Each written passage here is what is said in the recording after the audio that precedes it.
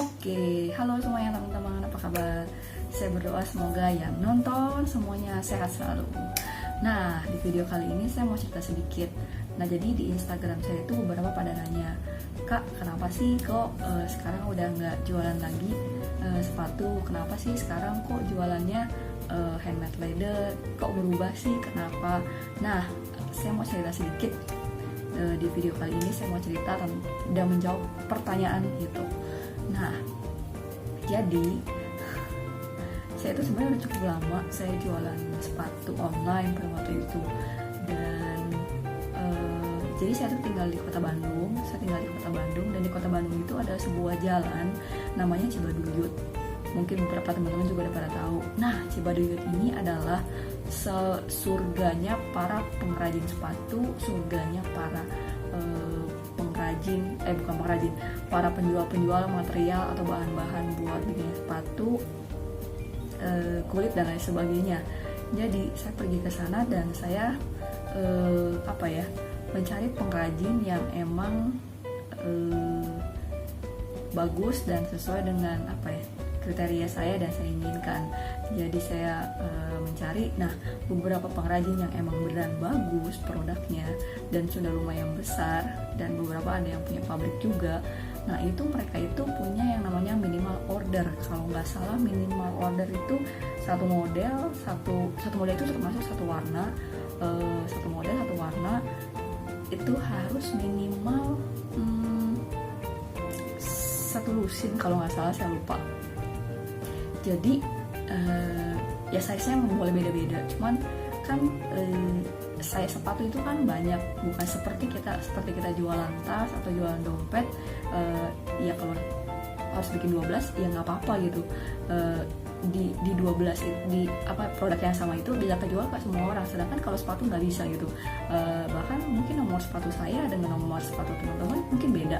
Nah, kira-kira seperti itu, terlalu besar jaraknya, range-nya. Nah, terlalu banyak sampai akhirnya saya pergi mencari pengrajin yang emang benar-benar waktu itu saya nggak ada modal, jadi saya pergi mencari pengrajin yang emang bisa bikin produk sepatu satuan. Jadi saya cari pengrajin yang emang bisa bikin produk satuan. Sampai akhirnya saya ketemu sama pengrajin tersebut. Pengrajin pertama kualitas produknya oke lah, tapi komunikasinya sangat sulit karena udah tua bapaknya, jadi dia nggak punya WhatsApp, jadi saya harus selalu datang ke sana. Jadi sangat-sangat makan waktu dan sangat tidak efisien. Akhirnya saya pindah.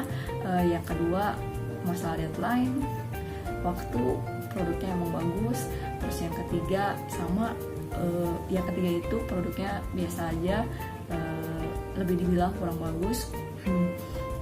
Tapi deadline waktunya juga berantakan.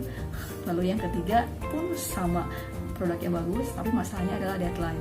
Nah, jadi masalah utamanya itu adalah di deadline. Jadi para pengrajin ini ketika pertama kali ketemu, mereka itu selalu berkata, oh iya oke, ini mah gampang kok, cepat kok, seminggu juga udah beres. Tapi buktinya pada kenyataannya mereka itu nggak bisa menyelesaikan dalam seminggu, bahkan ada yang lebih bisa 2 minggu, bisa 3 minggu dan lain sebagainya, dan terlalu banyak dramanya. Sampai akhirnya saya udah mulai agak sedikit malas. Jadi saya udah mulai agak sedikit berkurang, sampai akhirnya puncaknya itu adalah di mau deket-deket lebaran. Jadi mau deket-deket lebaran itu biasanya kan banyak yang orderan itu masuk, banyak orderan masuk, penjualan meningkat, pembeli meningkat. Jadi waktu itu saya ngumpulin orderan dulu, baru saya kasih ke pengrajin saya. Lalu tiba-tiba pengrajin saya bilang seperti ini, maaf saya nggak bisa nerima orderan teteh karena orderan saya udah full untuk lebaran besok. Sebenarnya udah tutup PO dari bulan apa gitu, saya lupa, berapa bulan sebelum lebaran itu udah tutup. Cuman saya lupa ngasih tahu ke teteh kalau deadline tengah waktunya sampai bulan sekian aja yang dia bilang itu. Dan di situ saya kesel banget, saya pengen marah juga nggak bisa. Terus saya harus ngomong apa sama customer dan lain sebagainya. Saya benar-benar bingung, sampai akhirnya saya memutuskan untuk akhirnya saya membatalkan semua pesanan, saya kembali semua uangnya, dan saya minta maaf. Sampai akhirnya saya udahlah, saya udah nggak mau lagi ngerjain si sepatu ini. Saya capek sekali, saya capek. Nah, lalu berikutnya saya mencoba juga untuk mengerjakan yang namanya saya bikin souvenir. Nah, jadi setelah sepatu saya bikin souvenir. Saya juga sama mencari pengrajin. Saya mencari pengrajin yang bisa bikin si souvenir tersebut, souvenir buat nikahan seperti card holder, terus udah gitu gantungan kunci, terus udah gitu pouch, terus udah gitu dan lain sebagainya. Pokoknya barang-barang yang dari yang bahan materialnya itu dari bahan kulit imitasi. Nah, saya mencari pengrajin, saya ketemu sama pengrajinnya, tapi kendalanya itu adalah masalah waktu sama. Jadi seperti biasa kendala mereka adalah waktu. Kadang-kadang mereka suka lewat dari deadline tengah waktu yang kita inginkan, dan dan sebenarnya si bapak itu juga menjanjikan gitu. Tapi karena ini adalah souvenir yang harus dipakai dan harus ada pada saat acara, ini sangat-sangat krusial. Kita udah coba untuk mencari ke beberapa pengrajin pun kondisinya sama, dan ketika mau bikin sampel, mereka itu harga sampelnya mahal, harga sampelnya di luar akal lah pokoknya, dia seperti itu. Sampai akhirnya saya berpikir bahwa aduh, kayaknya kalau begini terus saya nggak akan bisa nih, kayaknya saya harus mencoba untuk saya bisa bikin sendiri. Minimal saya bisa, tadinya saya cuma berpikir bahwa minimal saya bisa bikin sampel sendiri, jadi saya nggak perlu bayar sampel. Nah, sampai akhirnya saya berhenti. Saya akhirnya mencoba untuk pergi ke Cibaduyut. Saya untuk ketemu, saya pura-pura beli bahan, terus saya itu ngobrol sama beberapa orang di sana.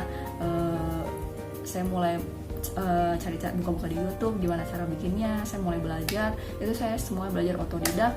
Saya mulai belajar, cari tahu bahan-bahan apa aja, barang-barang apa aja, alat-alat apa aja yang dibutuhkan, sampai akhirnya saya mulai beli barang-barangnya. Terus saya mulai belajar, terus saya melihat, terus saya mulai belajar dari awal-awalnya. Saya belajar dari kulit imitasi. Terus saya kepikir juga dong, pada waktu itu saya tuh mau ganti yang namanya jam tangan. Nah, karena saya mau ganti jam tangan, saya mau ganti tali jam tangan. Tali jam tangan itu harganya lumayan mahal, seperti bisa hampir beli jam tangan yang baru. Sampai akhirnya saya penasaran, terus saya kan lagi belajar nih, gimana kalau misalnya saya coba bikin sendiri aja, tapi saya mau bikinnya yang bagus, yaitu dari kulit asli. Akhirnya ya udahlah, saya pergi ke Cibaduyut, saya pergi ke sebuah toko yang jual kulit asli. Saya pergi ke sana dan akhirnya saya beli bahan dan saya mencoba untuk bikin di rumah. Saya coba untuk bikin di rumah dan ternyata seru juga ya, ternyata asik juga ya bisa bikin seperti ini. Saya suka ketika saya mikirin gimana cara bikin polanya, gimana caranya supaya saya bisa bikin yang rapi dan sebagainya. Sampai akhirnya saya jadi ketagihan dan saya jadi belajar gimana cara bikinnya dari tali jam tangan, lalu selanjutnya mulai ID card, dan itu lalu udah gitu kayak holder. Terus ada toko juga yang ada teman saya yang punya toko buat jualan gitu, terus dia nawarin juga bikin kayak holder dong, gantungan kunci dari kulit supaya bisa dijualin di sini. Terus udah gitu kayak ada klien saya juga yang minta dibikinin buat produksi, minta dibikinin buat hadiah perpisahan dari bahan kulit. Waktu itu dia tuh minta buat kartu nama card business holder, jadi business card holder. Jadi dia minta dibikinin itu awalnya. Jadi karena udah ada yang mulai nanya-nanya juga, dan mungkin edukasi orang-orang bahwa leather itu, bahwa kulit asli itu memang produknya bagus, kualitasnya bagus, tahan lama, dan tahan api juga, waterproof juga. So itu sepertinya produk yang bagus untuk bisa saya bikin sendiri dan bisa saya jual. Dan sampai hari inilah saya akhirnya hampir setiap hari bahkan saya selalu latihan, selalu belajar. Even ada pesanan atau gak ada pesanan, saya tetap latihan, saya tetap belajar. Ketika ada pesanan, saya selalu bikin produk yang baru, dan akhirnya saya bisa bikin sendiri, yang tadinya motongnya masih mencong-mencong, yang tadinya masih ketika saya ngebolongin untuk ngejahit masih mencong-mencong, berantakan dan sebagainya, tapi sekarang udah lumayan rapi. Ya kira-kira seperti itu ceritanya kenapa saya berubah berpindah dari jualan sepatu dan menjadi jualan handmade leather sekarang. Karena dulu saya punya masalahnya itu adalah saya punya masalah deadline tenggat waktu dari si pengrajin yang nggak bisa saya atur dengan sendirinya, dan sekarang saya bikin sendiri handmade leather ini dan saya bisa sesuaikan deadline saya sendiri dan bisa saya pantau. Nah kira-kira seperti itu ceritanya. Terima kasih buat teman-teman yang udah dengerin. Jangan lupa like, subscribe video ini, dan sampai berjumpa di video selanjutnya. Buat teman-teman yang mau tanya-tanya boleh ya. Oke, nanti bisa chat di kolom komen ini atau di Instagram kita juga boleh. Bye bye, thank you.